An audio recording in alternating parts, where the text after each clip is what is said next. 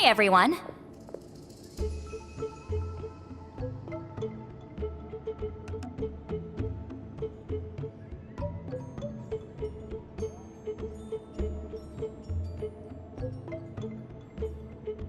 Ah, Granny. You're back. So, no good news for me, then? You saw right through me. The Traveler collected a lot of spirits, and I checked all of them one by one. None of them matches Leela's description. I figured. It was written all over your face.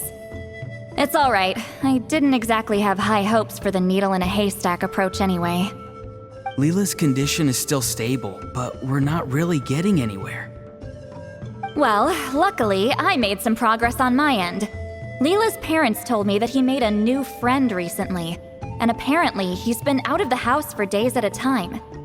On one occasion, they secretly followed him and saw him in some guy who goes by the name Kokuchu, dressed in what looked like Inazuman attire. Is this really all I'll need, Mr. Kokuchu? Based on my studies of the ancient texts, hypersensitivity is usually treated with desensitization therapy. So, I figure there's no reason it shouldn't work in reverse. Now, for a poor chap like yourself with no sensitivity to spirits whatsoever, you'll have to completely immerse yourself in spiritually rich substances for this to be effective. I'm electing to name this approach hypersensitization therapy. Is it risky? You're the spirit duffer, not me. I'm sure you're more clued up than I am on the potential consequences of brute force clairvoyance. Ultimately, it's your decision. All right, but I do have one last question. What's in this for you?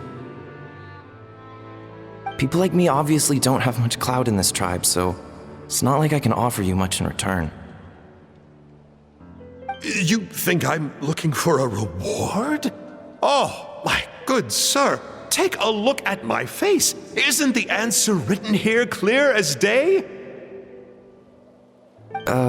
What? What's written there? Just a friendly guy who's happy to help. What? So some random guy from Inazuma just felt like helping Leela cure his spirit deafness? Hypersensitization therapy, huh? What a novel idea. Could that really work? Not on Leela by the looks of things. It's anything but novel. Our tribe used to offer it as a treatment once upon a time. But it was so fraught with risks and had such an abysmal success rate that it was eventually outlawed. As for this Kokuchu fellow, I'm sure he has his own agenda. He conveniently disappeared right after Leela got into this mess. Leela's parents gave me the address of the camp, so I went and checked it out. There were clear traces of spiritual energy. And also, look what I found. What's this? A broken shard. Probably from a weapon or some sort of ceremonial implement. You feel that? It might look old, but it has extremely strong traces of spiritual energy. Leela must have used this as his medium. It would definitely explain how a spirit duffer like him was able to trigger a clairvoyant experience.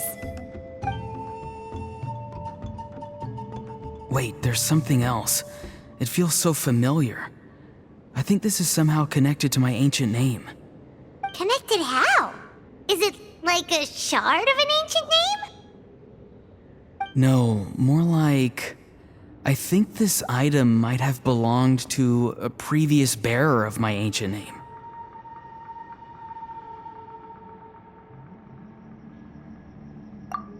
Okay, that's it. Granny's getting itchy clairvoyance fingers. I'm going to try using this shard as a medium. Cool, same as last time? The Traveler can use the Spirit Loom to record what you find on a woven scroll. Nope. Auroron can do the recording this time. Why? It's a safety measure. You have a better understanding of the spirit domain than the Traveler. If this really is a Sanhaj relic, you'll be better placed to deal with the fallout in the event that something goes wrong. See, Paimon? Told you Granny has a soft spot for the Traveler. Look at her not wanting to put her in danger. Meanwhile, I'm just a grandkid, so I'm expendable.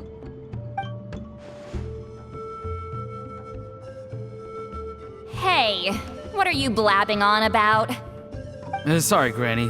I'm ready now. Then let us begin.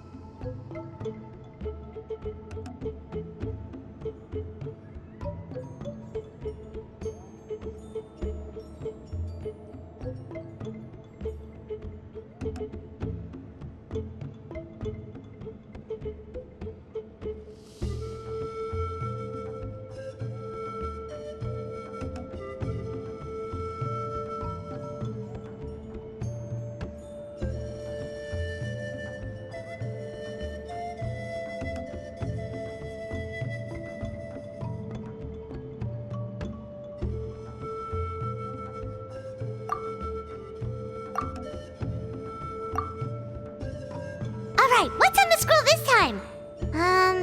Looks like a broken bow covered. Hey, don't you think one of the pieces looks just like this shard? You're right! It seems to be from the body of the bow. I saw a bow just like this in one of Granny's scrolls. Yes, it's the weapon Sanhaj used in the Battle of the Mare Javari. I guess that proves it. This shard is a bona fide Sanhaj relic. Good old Sanhaj. The relic's spiritual energy was fluctuating very strongly, but I wasn't in any danger at all. The Traveler probably would have been fine as well. Now that's a true hero, huh? Generations later and the stuff he used to own is helping to treat spirit duffers. I still think there's more to this story, though. Kokochu must have had his own motives beyond just treating Leela's condition. Well, okay, we saw the full bow just now, right? Maybe he wanted to see it too, so he could track down the other pieces. I don't know if he'd have anything to gain by doing that.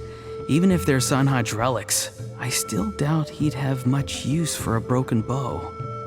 Also, why use a spirit duffer in that case? You're basically setting yourself up for failure. Huh? Layla's body is responding! Let me take a look. I can sense a spirit being drawn to the relic.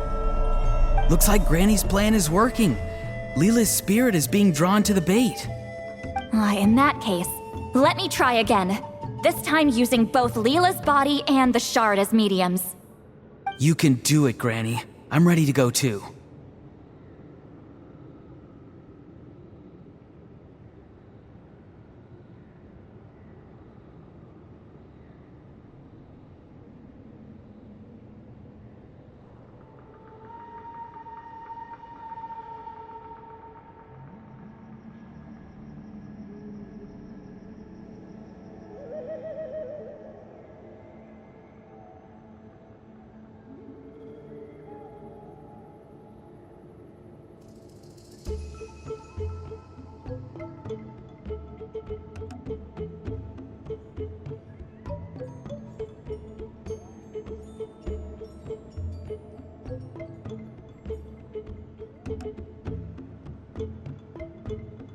You got the itch too, huh? Plus, Aurora went last time. It's only fair to take it in turns. Fine by me. We know it's safe now, so you shouldn't have any problems.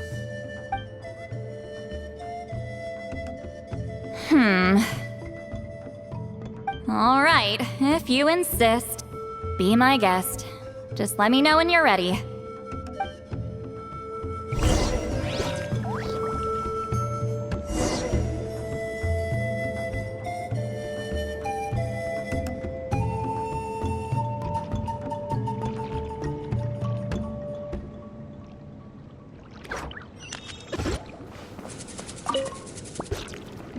You ready? All right.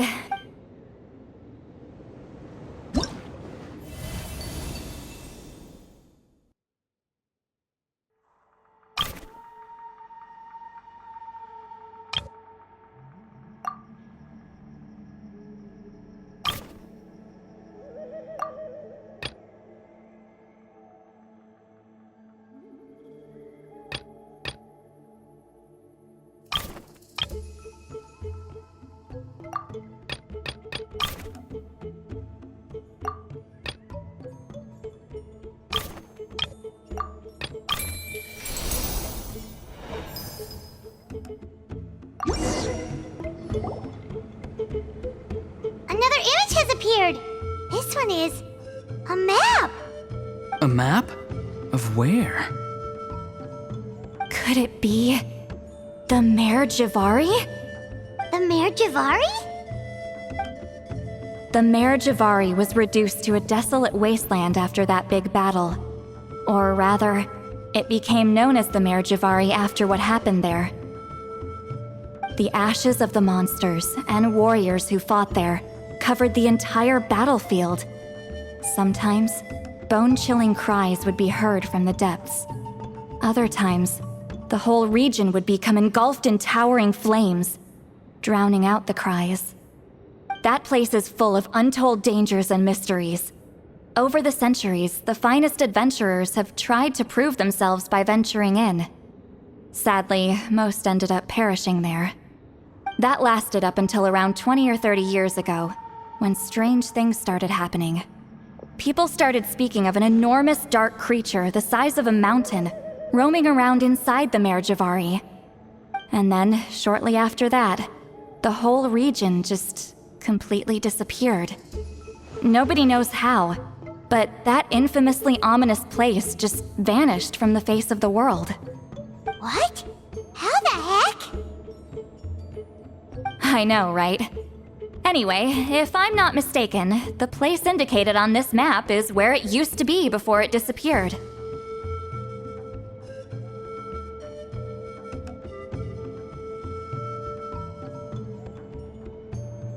At the westernmost part of Natlan. It's a very remote location, far away from any of the tribes.